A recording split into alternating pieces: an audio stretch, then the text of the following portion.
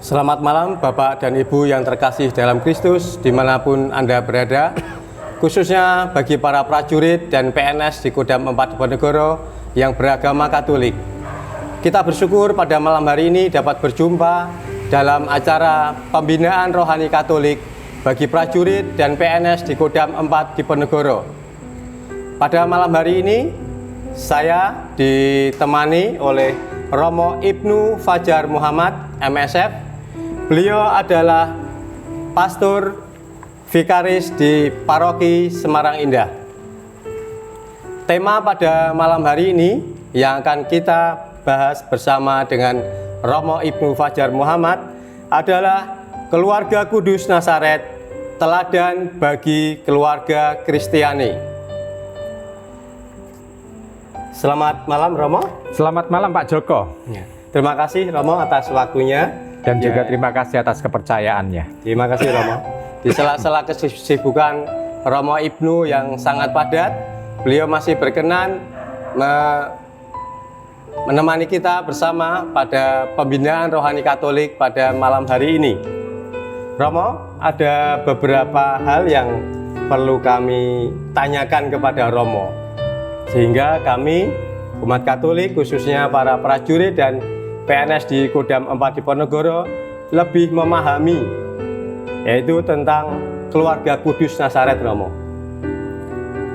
Yang kami ingin tanyakan, Romo, yang pertama adalah siapa sih keluarga kudus Nazaret itu, Romo? Baik, keluarga kudus Nazaret yang dimaksud di sini dalam konteks gereja dan iman kita orang Katolik adalah peran Santo Yusuf, Santa Maria, dan Tuhan Yesus. Jadi ada 3 pribadi ini yang dikumpulkan oleh Tuhan sendiri menurut rencananya untuk memperlihatkan bahwa Sang Firman ini adalah juga yang dilahirkan oleh mereka. Santo Yusuf, kita melihat ada 3 pribadi. Ada 3 pribadi yang menjadi tunggal satu keluarga. Memang Tuhan Yesus itu bukan anak kandung dari Santo Yusuf atau Bapak Yusuf, tetapi toh Bapak Yusuf diberi kepercayaan oleh Tuhan untuk mendidik dan membesarkan serta menumbuh kembangkan Tuhan Yesus. Jadi 3 pribadi itu. Bunda Maria kita mengenali, sangat kenal sekali dengan pribadi Bunda Maria, bagaimana Bunda Maria. Itu mungkin dulu. Ya, terima kasih Romo. Tapi mengapa Romo, keluarga ini yang Bapak Yusuf, Bunda Maria, dan Yesus sendiri itu disebut sebagai keluarga kudus? Apa yang utama keistimewaannya sebagai keluarga kudus itu, Romo? Baik, disebut sebagai keluarga kudus karena pertama-tama yang disebut dengan kudus bukan aspek manusiawinya, tetapi karena ada Roh Kudus. Peran Roh Kudus ada dalam diri mereka. Kita bisa melihat saja Bunda Maria itu bisa melahirkan karena Roh Kudus ada dalam dirinya. Itu sesuai dengan kabar yang diberikan oleh malaikat Gabriel.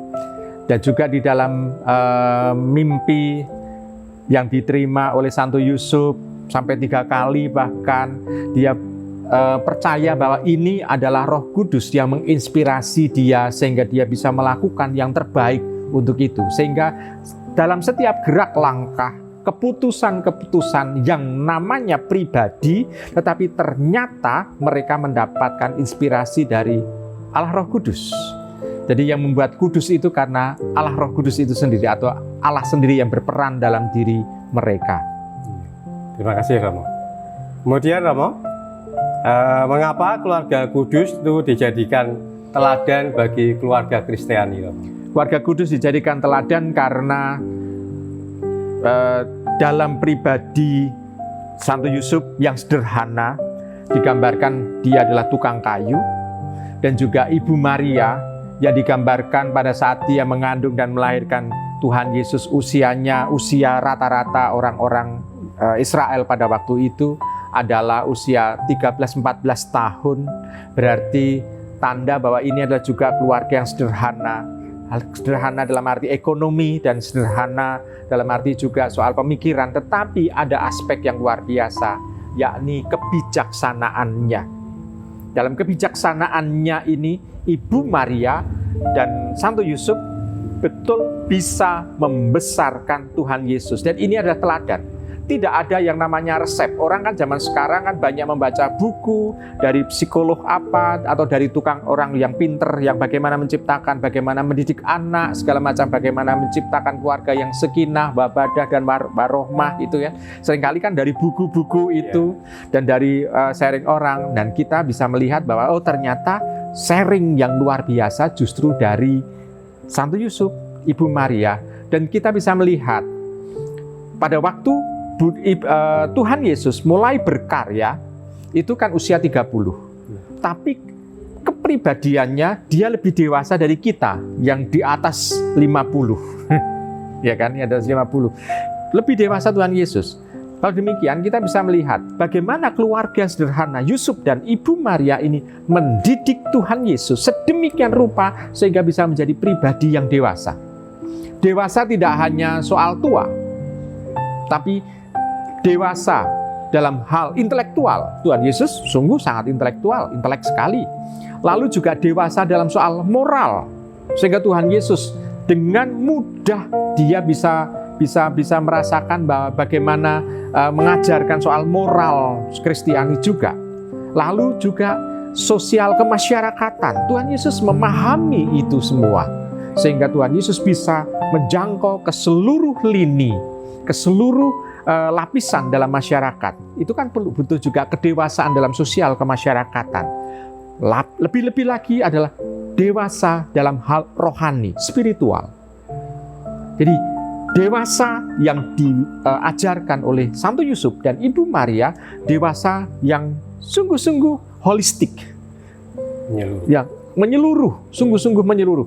Kalau kita kan orang yang sudah dewasa, dianggap dia sudah tua, gitu kan ya, usianya sudah sekian, gitu ya, atau dia lulusan ini, gitu ya, dia sudah sarjana, segala macam, dianggap sudah dewasa. Tapi ternyata dewasa itu yang holistik itu meliputi berbagai macam hal, tidak hanya soal pinter. Karena orang seringkali orang yang sudah cerdas dianggap dewasa. Padahal kalau cerdas itu kan singkatannya kan dicerdasi ya. Hanya otak saja yang berperan, tetapi hati, kehidupan rohani belum tentu. Nah, maka ini teladan yang luar biasa yang bisa kita contoh sebagai teladan untuk setiap keluarga. Bukan hanya setiap keluarga, kami pun para Romo MSF itu juga meneladan Santo Yusuf, Ibu Maria dan Tuhan Yesus sekaligus. Bagaimana sumbangan mereka, bagaimana pendekatan mereka, apa yang mereka perbuat, kami itu juga ingin mencontoh. Jadi tidak hanya untuk keluarga saja, tetapi juga untuk semuanya. Termasuk juga keluarga prajurit, keluarga PNS yang ada di Kodam 4 Jawa Tengah ini ya, di Ponegoro ini. Baik. Terima kasih Romo. Jadi memang banyak sekali ya Romo yang bisa kita teladani dari keluarga kudus itu Romo. Oke. Kemudian apa tindakan dari kami ini, dari para keluarga-keluarga, khususnya para prajurit dan PNS Katolik di Kodam 4 Ponegoro ini, agar dapat meneladani yang dilakukan oleh keluarga kudus itu, Romo? Baik, pertama-tama mereka dipanggil sebagai tentara, tetapi sekaligus juga adalah orang Katolik, sekaligus juga yang menikah ya. Kita melihat kan kebanyakan prajurit kan juga menikah ya, walaupun ada yang sendirian, tapi juga banyak yang menikah. Di situ harus ada kesadaran itu. Pertama, sebagai satu keluarga, mereka adalah dalam bahasa Jawa kan garwo kan, garwo bojo atau semah, satu kata, tetapi untuk melihatkan pribadi yang tidak hanya satu, ada dua kepala minimal, dua kepala, dua hati. Apakah dalam garwo, bojo, semah yang harus memperlihatkan aspek kesatuan itu, mereka sudah kompak belum dalam satu keluarga? Ini kan juga perlu. Santo Yusuf dan Ibu Maria kompak. Walaupun yang Santo Yusuf itu kelihatan sepuh, digambarkan sepuh, yang Ibu Maria sangat muda. Tetapi mereka kompak. Dua hati dan dua kepala ini sungguh bisa menjadi satu.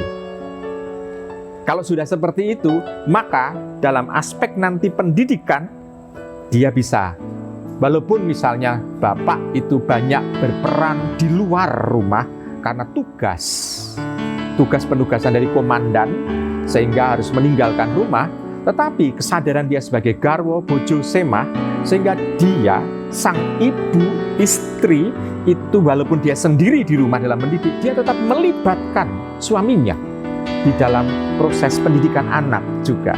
Ini kan juga yang bisa diteladan dalam kehidupan yang ada di dalam ketentaraan juga. Dan itu untuk semua orang sebetulnya. Ataupun juga misalnya yang tentara itu adalah sang ibu misalnya, ya kan, karena juga ada tentaranya, ada yang kowatnya. Itu bapak itu juga bisa menyertai, walaupun jarang kita menyebut sebagai bapak rumah tangga, tetapi toh di situ bapak bisa juga dalam setiap keputusan-keputusan untuk anaknya melibatkan pasangannya. Dan ini itu yang harus disadari betul di dalam kehidupan sebagai satu keluarga. Maka kebahagiaan keluarga ditampakkan dari situ. Kalau soal tantangan hidup, kesulitan hidup, semua keluarga ada. Tapi mereka mengkhususkan diri melibatkan Tuhan dalam setiap keputusan. Jadi tidak hanya urusan, ini kan urusan keluarga, misalnya pribadi kami, keluarga. Melibatkan Tuhan enggak? Melibatkan Allah enggak? Melibatkan Tuhan Yesus enggak? Gitu. Dengan kalau melibatkan, maka kita bisa melihat Roh Kudus senantiasa ada dalam diri mereka, maka setiap keputusan pasti akan baik adanya. Ya, makasih Romo, luar biasa ya Romo. Kemudian Romo nih, dalam istilah katekese atau dalam pengajaran gereja Katolik, keluarga adalah sekolah yang pertama dan utama dalam pendidikan anak. Ini apa maksudnya Romo? Dan kemudian bagaimana bila dikaitkan dengan ini keluarga Kudus Nazaret ini? Baik Pak, saya mau mencoba untuk melihat arti kata sekolah itu apa Pak? Sekolah itu tempat belajar, tempat dididik.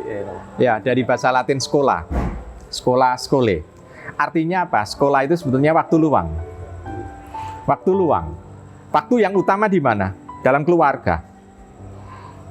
Jadi, waktu luang mereka itu betul mau untuk memperkaya supaya tantangan masa depan itu bisa dihadapi dengan baik. Waktu luang yang dipakai orang untuk pembelajaran, pendewasaan. Nah, sedangkan yang utama adalah di rumah sebetulnya. Di rumah kenapa? Karena di rumah ini sebetulnya suami, istri, bapak, ibu ini menjadi guru yang pertama bagi anak. Coba kita bisa melihat bagaimana anak belajar untuk berbahasa. Siapa?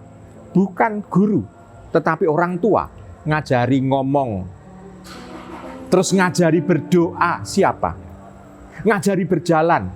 Ngajari makan. Ngajari apa? Ini kan sebetulnya sudah menjadi suatu pembelajaran bahwa ini adalah sekolah. Sekolah untuk kehidupan. Jadi bukan untuk dapat ijazah, enggak. Tapi kehidupan. Kalau orang sekolah di sekolah-sekolah, ini kan tujuannya untuk mendapatkan ijazah. Tetapi kalau sekolah di rumah adalah terlihat. Kalau ini sekolah di rumah berhasil, maka anak ini nantinya dalam masa depan mampu menghadapi tantangan yang ada di depan. Sedangkan kalau sekolah yang ada di sekolahan-sekolahan dari SD, SMP, SMA, baik perguruan tinggi, ini kan sebetulnya untuk membekali supaya anak itu bisa pinter, bisa berpikir, ya melengkapi. Sedangkan hal-hal yang lebih aspek yang lain itu adalah tanggung jawab orang tua. Kita bisa melihat kedewasaan intelektual tugas sekolah.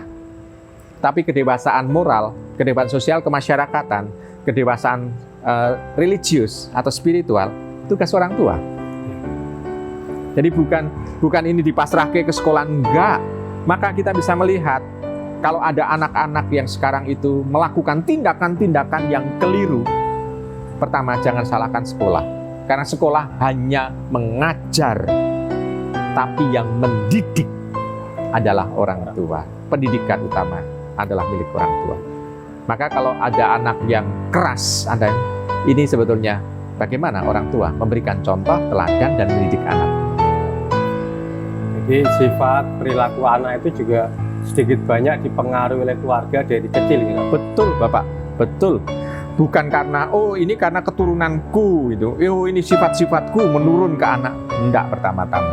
Anak belajar, pertama-tama sinetron utama yang dilihat setiap hari adalah orang tuanya. Jadi sinetron kan, semua orang belajar dari sinetron. Jadi sinetron utama dari orang tuanya. Bahkan kadangkala cara marah, cara untuk melakukan tindakan-tindakan, menegur segala macam itu, kadangkala persis seperti orang tuanya. Kenapa? Karena sinetronnya itu, patokannya. Anak melihat tingkah laku orang tua sehari-hari. Persis itu teladan. Gitu. Teladan. Okay. Teladan. Maka kita bisa melihat kalau keluarga oke, maka anak itu akan oke di masa depan. Tapi kalau keluarga itu KO, maka masa depan anak mungkin bisa KO juga. Itu hanya dibalik aja, oke dan KO. Tapi pengaruhnya sangat besar, bedanya sangat luas dalam kehidupan seorang anak. Lagi. Terakhir Romo, masih ada nih. Kemudian kami mohon pesan-pesan Romo Ibnu untuk kami para prajurit dan PNS di Kodam 4 Diponegoro ini, Romo, khususnya yang beragama Katolik, apa saja yang harus kami lakukan dalam kehidupan sehari-hari. Mungkin Romo bisa memberikan pesan-pesan atau masukannya, Romo. Yang agak janggal adalah jarang dilakukan oleh keluarga Katolik adalah hal ini, Pak. Keluarga hendaknya kalau mereka kumpul bersama, makan bersama, bersendagurau bersama di depan TV, mungkin mengomentari film tertentu, baik. Tetapi yang harus tetap dilakukan adalah berjumpa dengan Allah dalam kebersamaan. Dan ingat, tidak hanya bersama pergi ke gereja, enggak.